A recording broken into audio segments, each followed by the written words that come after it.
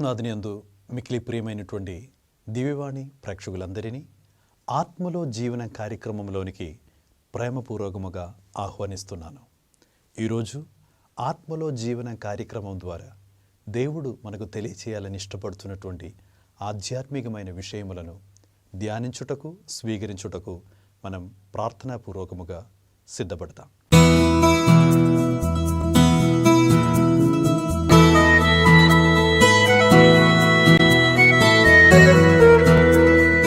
ప్రియమైనటువంటి సహోదరి సహోదరులారా, ఈరోజు ఆత్మలో జీవన కార్యక్రమం ద్వారా మనం ధ్యానించుటకు దేవుడు ప్రేరేపిస్తున్నటువంటి ఒక చక్కటి అంశం ఏమనగా, కీర్తన గ్రంథం 84వ అధ్యాయం ఆధారం చేస్తూ ధన్యులు ఎవరు అనేటువంటి ప్రశ్నకు దేవుడు మనకు జవాబు ఇవ్వబోతున్నారు. మనమందరం కూడా ధన్యులు కావాలని కోరుకునే వాళ్ళం. మనమందరం కూడా నా కుటుంబం ఆశీర్వదింపబడిన ఒక కుటుంబముగా ఉండాలని, నా జీవితము ఆశీర్వదింపబడిన ఒక జీవితం నేను జీవించాలని కోరుకునే వాళ్ళం మనమందరం కూడా. అయితే ఈరోజు ఈ యొక్క ఆత్మలో జీవన కార్యక్రమం ద్వారా దేవుడు తెలియచేయబోతున్నటువంటి అద్భుతకరమైన ఒక విషయం, నీ యొక్క ధన్యుడు, నీ యొక్క జీవితము ఆశీర్వదింపబడిన కుటుంబం, ఆశీర్వదింపబడిన ఒక జీవితం అని చెప్పగలుగుటకు నువ్వు కలిగి ఉండవలసిన కొన్ని లక్షణాలు ఈరోజు దేవుని వాక్యం మనకు నేర్పించుటకు దేవుడు సిద్ధంగా ఉన్నాడు. అయితే మనం ఈరోజు కీర్తన గ్రంథం 84వ అధ్యాయమును ఆధారం చేసుకుని ధన్యులు ఎవరు, బైబిల్ భాషలో కొందరిని లోకస్తులు, ఈ లోకంలో ఉన్నటువంటి మనుషులు, వ్యక్తులు కొన్ని విషయాలను చూసి వాళ్ళు చెప్తారు వాళ్ళు అదృష్టవంతులు అని చెప్తారు. కొంతమంది వాళ్ళు బాగా డబ్బున్న వాళ్ళు అయితే వాళ్ళని చూసి అందరూ చెప్తారు వాళ్ళంతా అదృష్టవంతులు అని చెప్తారు. మంచి ఆరోగ్యం వాళ్ళని చూసి, రకరకాల భౌతికమైన విస్తారమైన ఆ సంపదలు కలిగిన వాళ్ళని చూసి అందరూ చెప్తారు వాళ్ళందరూ కూడా అదృష్టవంతులు, వాళ్ళందరూ కూడా ధన్యులు అనే లోకము వాళ్ళని వైపు చెప్తుంటారు. కానీ దేవుని దృష్టిలో నిజమైనటువంటి ధన్యమైన జీవితం జీవించే వాళ్ళు ఎవరు? కీర్తన గ్రంథం 84వ అధ్యాయంలో దేవుడు 3 షరతులను గురించి దేవుడు వివరిస్తున్నాడు. అందులో నీవు ధన్యుడు అని చెప్పబడుటకు మొదటి షరతు ఏమనగా 84వ అధ్యాయం 4వ వాక్యం ఈ విధముగా సెలవిస్తున్నది, దేవా నీ మందిరమున వసించుచు ఎల్లవేళల నిన్ను స్తుతించువారు ధన్యులు. సో ధన్యులు ఎవరు? దేవుని వాక్యం సెలవిస్తున్నది, దేవుని మందిరమున వసించుచు ఎల్లవేళల దేవుని స్తుతించువారు ధన్యులు.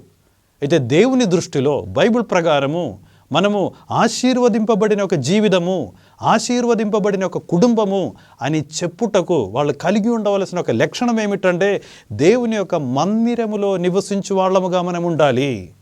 అదేవిధముగా ఎల్లవేళలా దేవుని యొక్క స్తుతించే బిడ్డలముగా మనం ఉండాలి.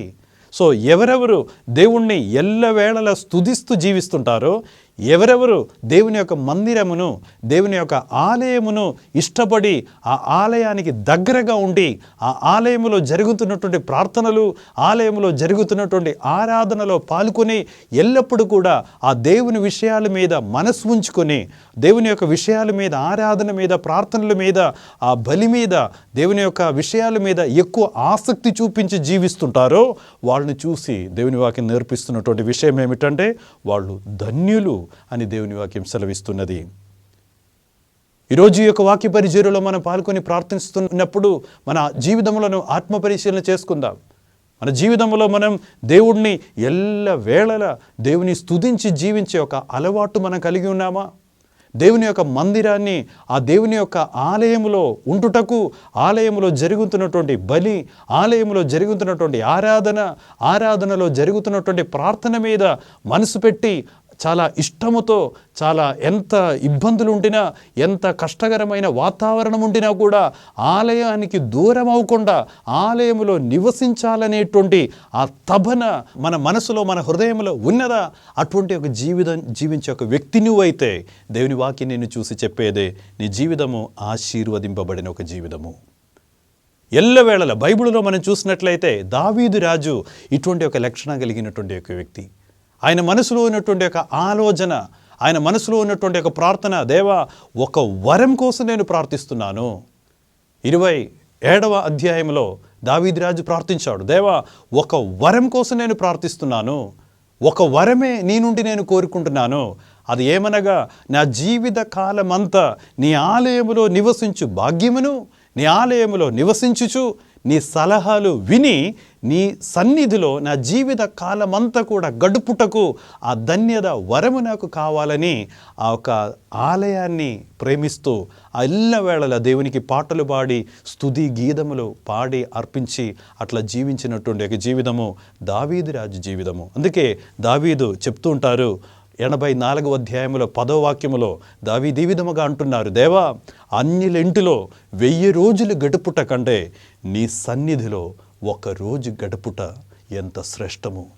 తెలుసుకుంటున్నాడు దావీదు రాజు, అంత గొప్ప రాజుగా అయినప్పటికీ కూడా ఆయన తెలుసుకుంటున్నాడు, నేను సింహాసనం మీద కూర్చునేటువంటి ఆ సమయంలో నేను పొందబోయే ఆ సంతోషము కంటే అధికముగా ఆ సింహాసనములో ఆ యొక్క ప్యాలెస్లో ఆ సౌకర్యాల మధ్య నేను జీవించిన దానికంటే అధికమైన సంతోషం, అధికమైన తృప్తి, అధికమైన ఆనందం దేవుని యొక్క మందిరములో కూర్చునేటప్పుడు నేను పొందగలుగుతున్నాను అని తెలుసుకొని దావీదు చెప్పిన మాట, దేవా అన్యుల ఇంట్లో 1000 రోజులు గడుపుట కంటే నీ సన్నిధిలో నీ ఆలయములో 1 రోజు గడుపుట ఎంత శ్రేష్టము. నీ ఆలయములో కూర్చొని నీ పాటలు పాడి నిన్ను స్తుతించి జీవించటం ఎంత గొప్ప ధన్యతతో కూడిన ఒక జీవితం అని దావీదు రాజు దేవుని పట్ల చూసి చెప్పినటువంటి మాట. ఆ దేవుని సన్నిధిలో దేవుని ఆలయములో దావీదు రాస్తున్నాడు 119వ కీర్తనములో దావీదు చెప్తున్నాడు, నేను రోజుకి 7 సార్లు నేను దేవుని వెతకి దేవుని ఆలయంలోనికి వెళ్తాను, రోజుకి 7 సార్లు నేను ఆరాధన చేయటానికి ఇష్టపడుతున్నాను, రోజుకి 7 సార్లు. ఎంత హెక్టిక్ టైం టేబుల్ ఉన్నప్పటికీ కూడా దావీదు జీవితంలో ఆయన తీసుకునేటువంటి ఒక నిర్ణయం ఎంత భయంకరమైన ఒక బిజీ జీవితం అయినప్పటికీ కూడా నేను దేవుణ్ణి వెతుకుతాం, ఒక రోజుల్లో 7 సార్లు నేను దేవుని దగ్గరికి వెళ్తాను, ఆయన సన్నిధిలో కూర్చొని ఆయనకు పాటలు పాడి ఆయన ఆరాధించుకునటం అది నాకు చాలా సంతోషం కలిగించే ఒక విషయమని తెలుసుకుంటున్నాడు. ఆ దేవుని యొక్క మందిరమును ప్రేమించి అతని సన్నిధిలో కూర్చొని దైవ స్తుతులు పాడి ఆయన పొందినటువంటి ఆశీర్వాదముల నుండి దావీదు కీర్తన గ్రంథంలో 20వ అధ్యాయం 2వ వాక్యం నుండి ఈ విధముగా చెప్తున్నాడు, దేవుడు తన దేవాలయము నుండి నీకు సహాయము చేయును. దావీదు తెలుసుకుంటున్నాడు, జీవిత కాలమంతా దేవా నీ సన్నిధిలో గడపాలని, నీ స్తుతులు పాడి నీ వైపు చూస్తూ జీవించాలని నిర్ణయించుకుని పాటలు పాడి దేవుని మందిరములో ఎక్కువ సమయము దేవుని సన్నిధిలో గడిపిన దావీదు తెలుసుకుంటున్నాడు, నాకు అవసరమైనదంతా కూడా నా దేవుడు తన ఆలయము నుండి సమకూరిస్తున్నాడు, నాకు అవసరమైనదంతా కూడా ఆయన చేతిలో ఉన్నది, నాకు అవసరమైనదంతా ఈ ఆలయములోనే ఉన్నది అది తెలుసుకునేటువంటి దావీదు ఈరోజు వాక్యము ద్వారా మనకు నేర్పిస్తున్నాడు, అతడు తన దేవాలయం నుండి నీకు సహాయము చేయును.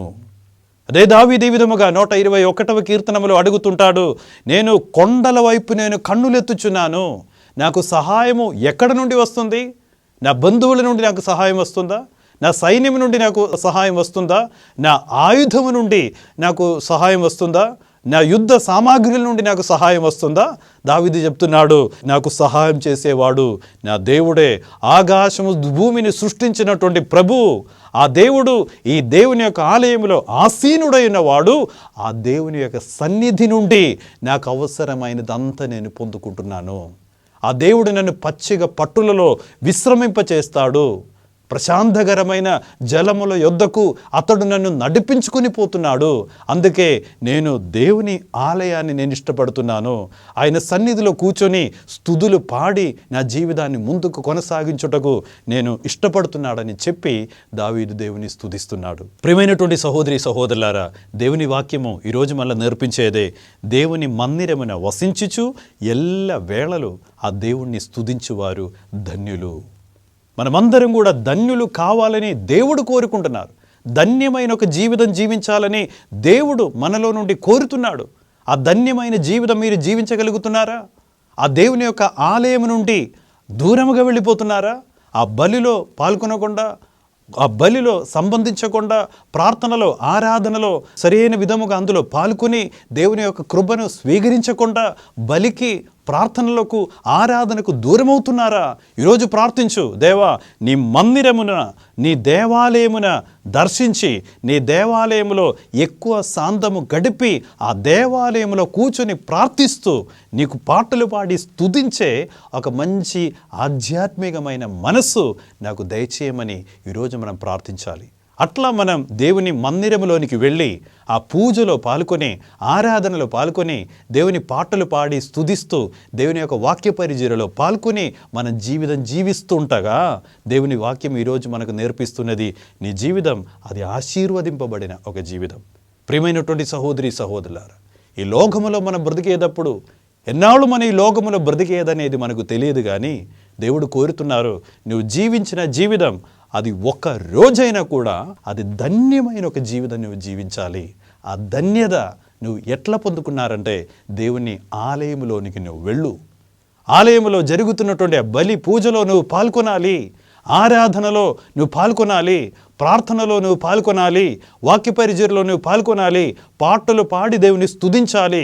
నీకు అవసరమైనదంతా కూడా ఆ దేవుడు ఆ బలిపీఠం మీద ఉంచి ఆ బలిపీఠం నుండి నీ జీవితంలో నీ ఊహానికి మించిన విధముగా ఆశీర్వాదాలు కురిపించి ఆ దేవుడు నిన్ను దీవించుటకు ఆలయములో ఆ దేవుడు నీ కోసం ఎదురు చూస్తున్నాడు.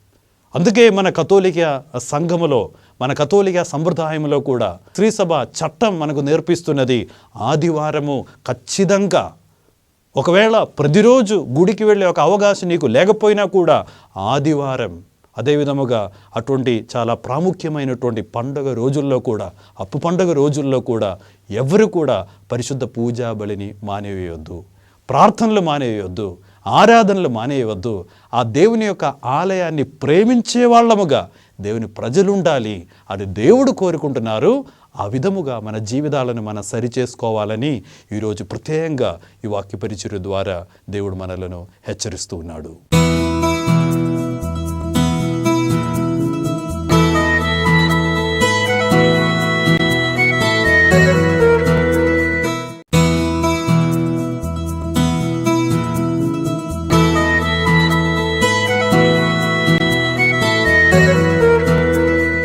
ఆ దేవాలయముకు ఉన్నటువంటి ప్రాముఖ్యత ఏమిటి అని మనం చూసినట్లయితే మనం చెప్పవచ్చు, మనకున్నటువంటి ఆ ఒక విచారణ దేవాలయం అనేది అది పరలోక రాజ్యానికి అది ఒక రెప్లిక అని చెప్పవచ్చు, అది ఒక ప్రతిరూపము.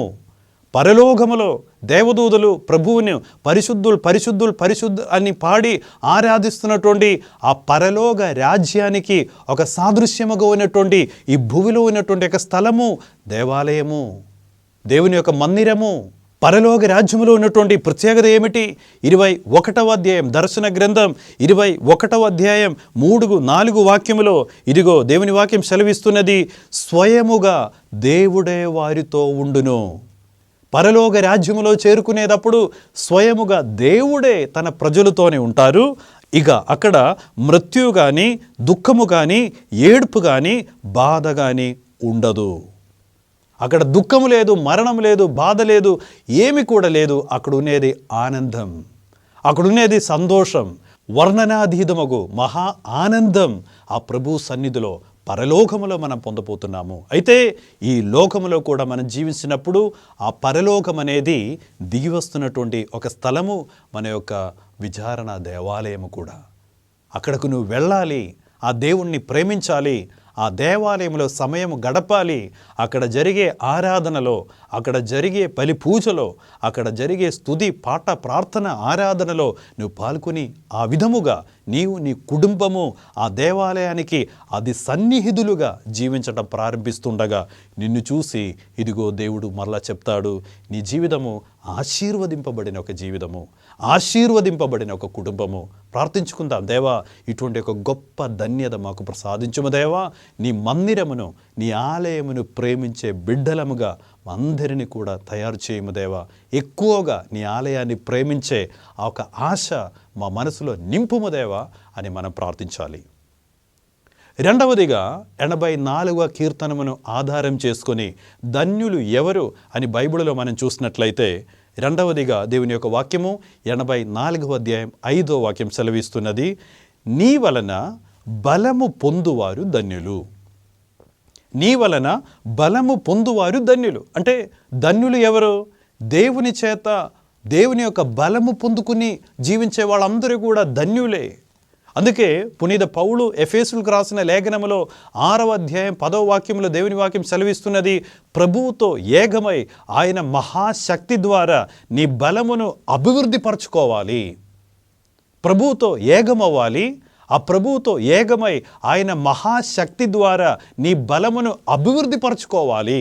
ప్రభువు వలన ఎవరు బలాన్ని పొందుకుంటారో వాళ్ళు ధన్యులు అని దేవుని వాక్యం సెలవిస్తున్నది. ఆ దేవుని యొక్క బలమేమిటి?